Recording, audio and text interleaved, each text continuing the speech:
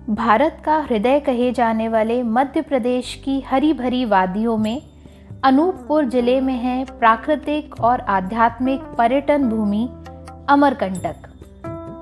अनेकों पर्यटन स्थलों का खजाना है अमरकंटक की ये धरती। मैकल पर्वत के इन जंगलों में आम के वृक्ष अधिक होने के कारण प्राचीन ग्रंथों में आम्रकूट के नाम से भी इस स्थान का वर्णन आता है। नमस्कार दोस्तों, स्वागत है आपका ट्रैवल विकी पर। और आज हम देखेंगे अमरकंटक के सभी पर्यटन स्थलों को और आनंद लेंगे यहाँ की पर्यटन यात्रा का। सतपुड़ा, विंध्य और मैकल पर्वत श्रेणियों को मिलाने वाली धरती अमरकंटक से नर्मदा नदी, सोन नदी और जोहिला नदी का उद्गम होता है। अमरकंटक अपने खूबसूरत झरनों, पवित्र तालाब, ऊंची पहाड़ियों और शांत वातावरण से सैलानियों को मंत्रमुग्ध कर देता है। इस वीडियो में हमने अमरकंटक के सभी टूरिस्ट स्पॉट्स को एक ही वीडियो में कंपाइल किया है, लेकिन यदि आप हर पॉइंट का डिटेल वीडियो देखना चाहते हैं तो लिंक आपको डिस्क्रिप्शन में मिल जाएंगे। सुबह का 6:30 बजा है और हम निकल पड़े हैं समुद्र तल से 3500 फीट की हाइट पर स्थित मैकल की पहाड़ियों की ओर। जबलपुर से अमरकंटक जाने में करीब 4.5 से 5 घंटे लगते हैं, लेकिन ये रोड ट्रिप इंडिया के सबसे खूबसूरत रोड ट्रिप में से एक है। इसलिए आपको टाइम का पता ही नहीं चलेगा कि आप कब अमरकंटक पहुंच गए।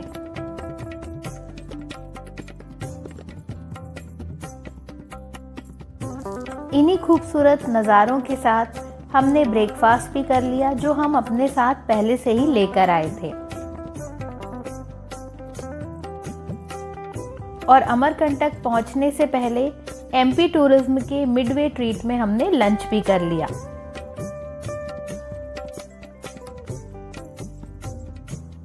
अमरकंटक पहुंचकर हमारा स्टे मैकल हिल रिजॉर्ट में था, जहां से हम जल्दी से रेडी होकर निकल पड़े अमरकंटक साइट सीइंग के लिए।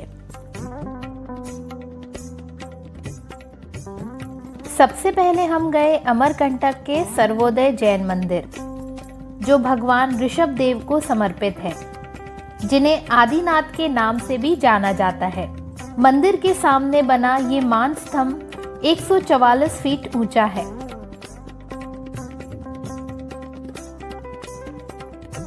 और मंदिर के गर्भगृह में स्थापित है Guinness book of world record के लिए प्रस्तावित आदिनाथ की 24,000 किलो वजनी अष्टधातु की प्रतिमा, जो 17,000 किलो वजनी अष्टधातु के कमल पर विराजमान है, जिसका अनावरण विद्यासागर जी महाराज द्वारा किया गया था। इसके बाद चल पड़े अगले स्पॉट माई की बगिया की तरफ, जिसे चरणोतक कुंड भी कहा जाता है। ग्रामीणों के बीच प्रचलित लोक कथा के अनुसार मां नर्मदा का जन्म सबसे पहले इसी स्थान पर हुआ था, जहां वो अपने बचपन के मित्रों सोन और जोहिला के साथ खेला करती थी। अमरकंटक से शुरू होने वाली नर्मदा परिक्रमा यहीं से शुरू होती है। माई की बगिया में 5 कुंड हैं, जिन्हें मां नर्मदा का जन्म स्थान माना जाता है।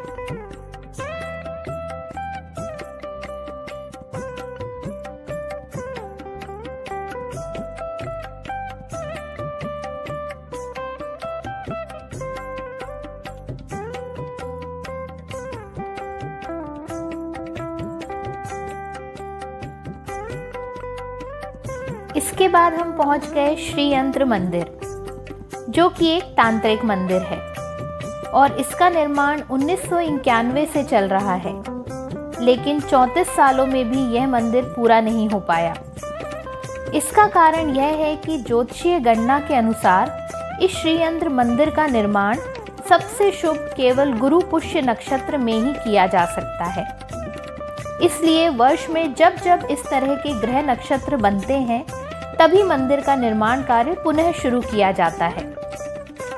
करीब करीब बनकर तैयार इस मंदिर को इसी साल 2024 में शरद पूर्णिमा के दिन आम लोगों के लिए खोल दिया जाएगा।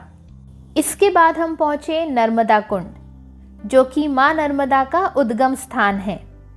लेकिन नर्मदा कुंड के सामने ही बने कलचुरी कालीन मंदिरों के बंद होने का समय होने वाला था, इसलिए नर्मदा कुंड से पहले हम इन मंदिरों को देखने के लिए गए। नर्मदा कुंड के दक्षिण में कलचुरी काल के प्राचीन मंदिर बने हुए हैं। इन मंदिरों को कलचुरी महाराजा कर्णदेव ने 1041 से 1073 ईस्वी के दौरान बनवाया था। मछेंद्र थान और पातालेश्वर मंदिर इस काल के मंदिर निर्माण कला के बेहतरीन उदाहरण हैं।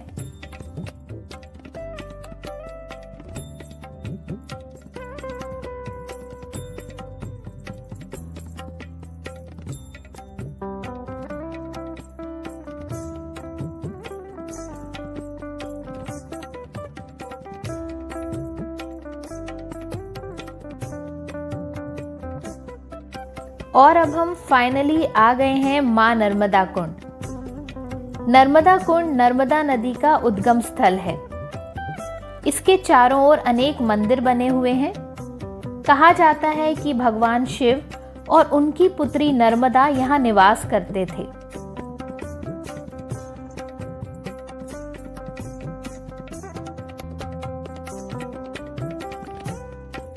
अमरकंटक की इस पावन धरती में मां नर्मदा को शंकरी के नाम से जाना जाता है और इस कुंड में यह रूप मां नर्मदा का शंकरी रूप है। आपको यह जानकर आश्चर्य होगा कि यह विश्व की एकमात्र ऐसी नदी है जिसकी विधिवत परिक्रमा की जाती है। और आज का लास्ट प्लेस है श्री कल्याण सेवा आश्रम। अमरकंटक के सबसे बड़े आश्रमों में से एक आश्रम है कल्याण सेवा आश्रम। 1978 में अक्षय तृतीया के दिन बाबा श्री कल्याण दास जी ने कल्याण सेवा आश्रम के निर्माण का कार्य प्रारंभ किया था। अमरकंटक के इस भव्य आश्रम में कई कमरे हैं जहां आप रुक सकते हैं, पर यहाँ रुकने के लिए आपको आश्रम जाकर ही पता करना पड़ेगा कि आश्रम में कमरे खाली हैं या नहीं। आश्रम में नियमित मां नर्मदा की पूजन, आरती और सत्संग होता है और आज आप भी हमारे साथ कल्याण आश्रम की आरती में शामिल हो सकते हैं। व्लॉग के अगले पार्ट में हम आपको सनराइज पॉइंट्स, कपिल धारा, दूध धारा, जलेश्वर महादेव, अमरेश्वर महादेव के बारे में बताएंगे। तो वीडियो का पार्ट 2 देखने के लिए जल्दी से हमारे चैनल को सब्सक्राइब कर लीजिए और शामिल होइए हमारे साथ यहाँ की आरती में।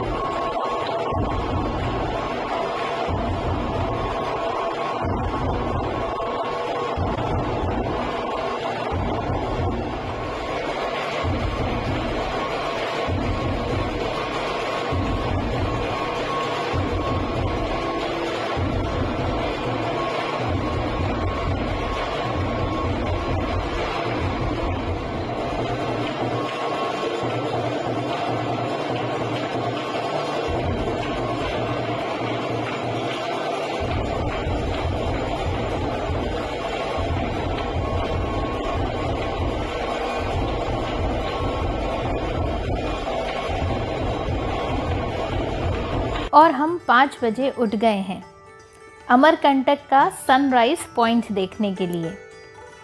लेकिन अभी से बहुत बादल हैं तो शायद सनराइज ना दिखाई दे। लेकिन चलिए चलते हैं पहले सनराइज पॉइंट सोनमुड़ा। सोनमुड़ा अमरकंटक की दूसरी सबसे बड़ी नदी सोन नदी का उद्गम स्थान होने के साथ ही फेमस सनराइज पॉइंट भी है और सुबह से यहाँ पर्यटकों का हुजूम लग जाता है। लेकिन बादलों के कारण सनराइज देखना शायद हमारी किस्मत में नहीं है। यहाँ से अब हम आ गए हैं एक और सनराइज़ पॉइंट, जिसके बारे में कम ही लोग जानते हैं। इसे आप अमरकंटक का ऑफ बीट प्लेस भी कह सकते हैं। अमरकंटक से सिर्फ 2.5 किलोमीटर दूरी पर एक खूबसूरत रिजॉर्ट है। इसे धर्मपानी रिजॉर्ट या धर्मपानी फॉरेस्ट गेस्ट हाउस के नाम से भी जाना जाता है। यह रिजॉर्ट मैकल पहाड़ों के खूबसूरत घने जंगल के बीच बना हुआ है, जहां प्रकृति की हसीन वादियों का नज़ारा आप अपनी आंखों में कैद कर सकते हैं।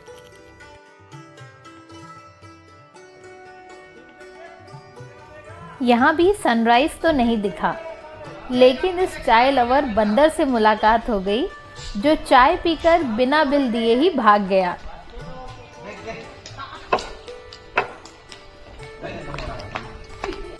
धर्मपानी रिजॉर्ट से जैसे ही आप पहाड़ी से नीचे आएंगे तो आपको प्रकृति की खूबसूरत वादियों के बीच मैकल की पहाड़ियों से गिरता हुआ एक खूबसूरत मनमोहक वाटरफॉल देखने को मिल जाएगा, जिसे दुर्गा धारा वाटरफॉल के नाम से जाना जाता है। सघन जंगलों से 3 किलोमीटर का रास्ता तय करके ये जलधारा यहाँ आकर इस वाटरफॉल के रूप में गिरती है। अब हम आ गए हैं जलेश्वर महादेव मंदिर, जो कि छत्तीसगढ़ की सीमा में आता है। ऐसा माना जाता है कि इस शिवलिंग की स्थापना स्वयं भगवान शंकर ने की थी और अमरकंटक की तीसरी फेमस नदी जोहिला का उद्गम भी इसी स्थान से हुआ है, जो कि आगे जाकर सोन नदी में मिल जाती है। स्वयंभू जलेश्वर महादेव मंदिर के नज़दीक ही स्थित है भगवान शिव का दूसरा मंदिर अमरेश्वर महादेव, जिसे अमरेश्वर महालिंगम के नाम से भी जाना जाता है। इस द्वार से मंदिर परिसर में प्रवेश करते ही हमारा स्वागत किया भगवान शिव के वाहन नंदी ने, और मंदिर में प्रवेश करते ही आपको दर्शन होंगे करीब 11 फीट ऊंचे और 51 टन वजनी शिवलिंग के। इस विशाल शिवलिंग के साथ ही यह मंदिर सभी 12 ज्योतिर्लिंगों का प्रतिनिधित्व करता है और 12 ज्योतिर्लिंगों को प्रतीक स्वरूप यहाँ स्थापित किया गया है।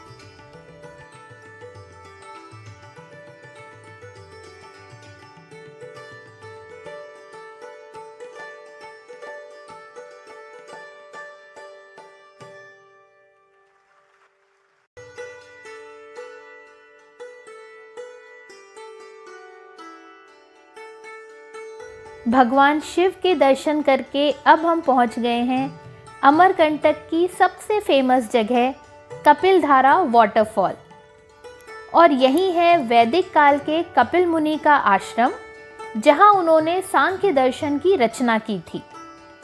पार्किंग में गाड़ी पार्क करके इस ब्रिज से होकर कपिलधारा के दर्शन हो गए और यहाँ से ये वाटरफॉल ऐसा दिखता है, जिसके और अच्छे व्यू के लिए हम जा रहे हैं नीचे, जहां ये वाटरफॉल गिरता है। ये वाटरफॉल मां नर्मदा पर बनने वाला सबसे पहला वाटरफॉल है, जो नर्मदा उद्गम से सिर्फ 6 किलोमीटर दूर है। इसी के पास है दूसरा वाटरफॉल, जिससे गिरती हुई ये जलधारा दूध के समान दिखाई देती है।